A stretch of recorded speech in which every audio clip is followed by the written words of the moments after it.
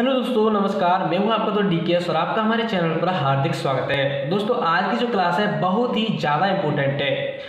यह जो क्लास है दोस्तों, इस क्लास में हम पढ़ेंगे मैथ के सभी फॉर्मूला और इन फॉर्मूले के माध्यम से समाकलन और अवकलन के सभी जितने भी प्रश्न बन सकते हैं उन सभी को आप सॉल्व कर सकते हैं। यहाँ पर मैं आपको किसी भी शॉर्ट ट्रिक को रटाने वाला नहीं हूँ दोस्तों। आपको यहाँ पर मैं किसी भी फॉर्मूले को रटाने वाला नहीं हूँ। आपको मैं उस कंसेप्ट से पढ़ाऊंगा जिससे आप बिना रटे इन फॉर्मूले को याद कर सकते हैं। यदि आप किसी भी फॉर्मूले को भूल भी जाते हैं तो भी इस फॉर्मूले के जो मैं कंसेप्ट बताऊंगा उसी कंसेप्ट के द्वारा अपने आप से फॉर्मूले को लिख सकते हैं। जितने भी यहाँ पर फॉर्मूले हैं उन सभी को बहुत ही अच्छे तरीके से पढ़ेंगे। और यहाँ पर आप देख सकते हैं बहुत सारे फॉर्मूला हैं। इससे पहले दोस्तों मैंने आपके लिए एक अवकलन की जो प्रीवियस क्लास है उसके माध्यम से आपके लिए मैंने सभी फॉर्मूले आपके लिए पढ़ा दिए हैं। लगभग सभी फॉर्मूला मैंने उस जो क्लास है उसके माध्यम से आपके लिए पढ़ाए हैं। दोस्तों यहाँ पर आप देख सकते हैं समाकलन यानी कि इंटीग्रेशन, अवकलन यानी कि डिफरेंशिएशन। यहाँ पर जितने भी फॉर्मूले इन पर आधारित दिए गए हैं उन सभी को हम यहाँ पर पढ़ेंगे और उसी कंसेप्ट से पढ़ेंगे जिससे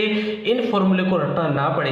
तो दोस्तों क्लास को शुरू करते हैं। सबसे पहले दोस्तों हम जो है इंटीग्रेशन के जो सूत्र पढ़ रहे हैं, इसलिए यहाँ पर मैंने सबसे पहले समाकलन के सूत्रों को ही लिखा है, इसके बाद अवकलन के लिखा है। दोस्तों अवकलन की जो क्लास है वह मैंने आपके लिए पढ़ा दी है और बहुत सारे छात्रों ने उस वीडियो को अपना बहुत ही ज़्यादा प्यार दिया है। तो दोस्तों बहुत ही ज़्यादा इंपॉर्टेंट वह भी क्लास है और यह भी बहुत ही ज़्यादा ही इंपॉर्टेंट क्लास है, क्योंकि इस क्लास से दोस्तों जितने भी फॉर्मूले बनेंगे उनको आप बिना रटे याद कर सकते हैं। तो सबसे पहले इन फॉर्मूले को हम समझते हैं। यहाँ पर एक कंसेप्ट समझेंगे जिससे ये सभी फॉर्मूले आपको याद करने में सहायता मिलेगी। जैसा कि दोस्तों यहाँ पर आप देख पाएंगे यह जो फॉर्मूले हैं मैंने आपके लिए प्रीवियस वीडियोस में पढ़ा दिए हैं। दोस्तों अवकलन की जो क्लास है प्रीवियस जो वीडियोस थी मैंने उसके माध्यम से आपके लिए अवकलन के जितने भी फॉर्मूला थे लगभग सभी फॉर्मूलों को मैंने पढ़ा दिया है और उस कंसेप्ट से पढ़ाया है जिससे सभी फॉर्मूले आपको बिना रटे याद हो जाएंगे। तो दोस्तों यहाँ पर आप देखेंगे, जैसा कि यहाँ पर आप देख सकते हैं, यदि आपसे कोई भी प्रश्न पूछा जाता है, जैसे यहाँ पर आप लिखे हुए क्वेश्चन देख पा रहे हैं, तो दोस्तों यहाँ पर आप समझेंगे कि जैसा कि यहाँ पर क्वेश्चन है, जैसे क्वेश्चन लिखा है x sin x cos x e की पावर x, यहाँ पर कुछ भी हो तो उनका अवकलन या समाकलन यदि हम एक बार अवकलन और दूसरी बार उसका समाकलन निकाल दें तो वही वैल्यू हमें प्राप्त हो जाती है जिसका हमने अवकलन या कहें तो समाकलन। अवकलन या समाकलन कोई भी वैल्यू जो है जिस क्वेश्चन का भी हमने किया है वही वैल्यू हमें प्राप्त होती है।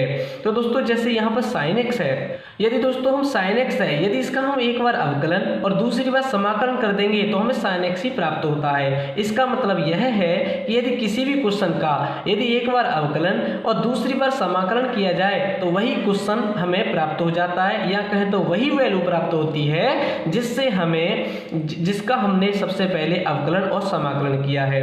तो दोस्तों यहाँ पर पहले समाकलन कर देंगे उसके बाद अवकलन कर देंगे तो भी वैल्यू हमें वही वैल्यू प्राप्त हो जाती है। तो यहाँ पर इसको आप याद रखेंगे।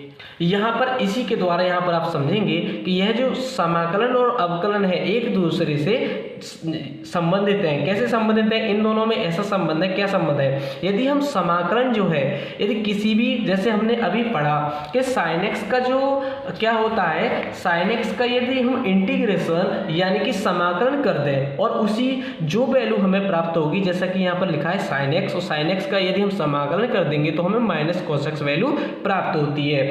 और यदि इसी cos x का अवकलन कर दें तो हमें sin x प्राप्त होगा, क्योंकि हमने sin x का ही किया है। तो यह इन दोनों में दोस्तों यह संबंध होता है। इस तरीके से आप सभी को याद रख पाएंगे। तो यहाँ पर आप देख सकते हैं sin x का dy/dx यानी कि अवकलन क्या होता है, cos x। यदि cos x का ही हम समाकलन कर देंगे तो हमें क्या वैल्यू प्राप्त होगी, sin x प्राप्त होगी। उसके साथ में कांस्टेंट वैल्यू जुड़ी रहती है। तो यहाँ पर इन दोनों में यह रिलेटिव संबंध होता है, इसको आप ध्यान में रखेंगे। इसी के आधार पर हम सभी फॉर्मूले को याद करते हैं। यहाँ पर जो हम पढ़ेंगे वह पढ़ेंगे समाकलन के फॉर्मूले। दोस्तों यहाँ पर आप देखेंगे जैसे कि tan x है, tan x का यदि हम समाकलन करें तो यहाँ पर लिखा है integration tan x dx equal to sec square x। यहाँ पर प्लस में कांस्टेंट वैल्यू भी रहती है क्योंकि समाकलन में कांस्टेंट वैल्यू रहती है। तो यहाँ पर देखो, जहाँ पर जो tan x यहाँ देख सकते हैं आप, यह जो tan x लिखा है इसका हमने क्या किया है समाकलन, sec स्क्वायर वैल्यू जो हमें प्राप्त होती है, sec स्क्वायर x जो है वैल्यू प्राप्त होती है। यदि sec स्क्वायर x का ही हम अवकलन कर देंगे dy/dx sec स्क्वायर x, तो हमें tan x वैल्यू प्राप्त होती है। इसको आप याद रखेंगे। इसी प्रकार cot x का क्या होता है, माइनस कोसेक स्क्वायर x, क्या होता है, माइनस कोसेक स्क्वायर x होता है। और यदि इसी माइनस कोसेक स्क्वायर x का यदि हम dy/dx अवकलन कर देंगे तो cot x प्राप्त होगा। यहाँ पर आप आगे देख सकते हैं sec x into tan x, यह किसका होता है, sec x। यह यदि हम sec x और tan x का इंटीग्रेशन यानी कि समाकलन करेंगे तो हमें sec x प्राप्त होगा। और यदि sec x का हम dy/dx करते हैं तो क्या वैल्यू प्राप्त होती है, sec x into tan x।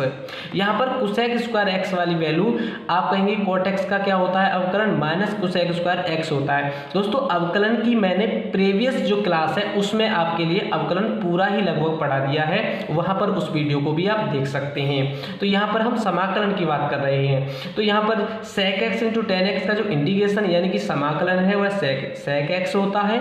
और यदि इसी sec x का अवकलन किया जाए तो हमें sec x into tan x प्राप्त होता है, यह आप भी जानते होंगे। तो यहाँ पर आप देखेंगे cos x है, cos x का समाकलन क्या होता है, sin x होता है। और यदि sin x का हम अवकलन कर देंगे तो हमें cos x प्राप्त होता है। इसका मतलब आपके लिए अवकलन और समाकलन दोनों ही वैल्यू याद हो पा रही होंगी।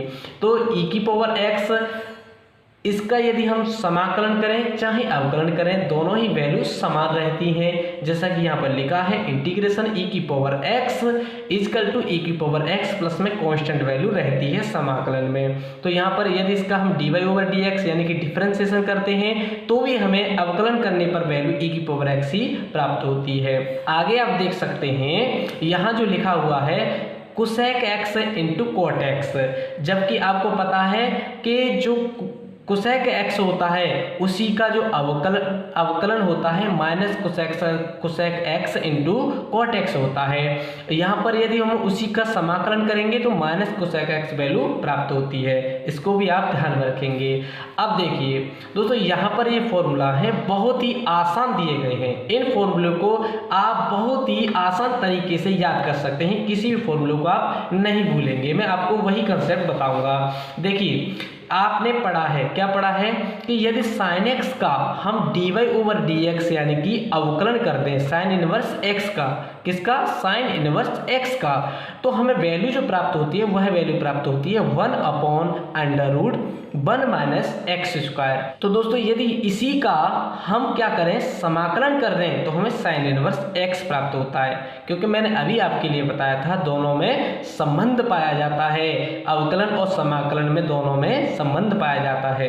तो यहाँ भी आप देख सकते हैं यदि sin इनवर्स x का अवकलन करेंगे तो क्या वैल्यू प्राप्त होगी हमें 1/1 माइनस एक्स स्क्वायर। यदि sin इनवर्स x का किया है तो 1/√1 माइनस एक्स स्क्वायर वैल्यू प्राप्त होती है। और cos इनवर्स x की बात करें तो इसी का माइनस प्राप्त होता है, जैसे यहाँ पर लिखा है dy/dx cos इनवर्स x, इसकी वैल्यू जो है माइनस में यानी कि -1/√1 माइनस एक्स स्क्वायर है। क्या है, -1/√1 माइनस एक्स स्क्वायर है।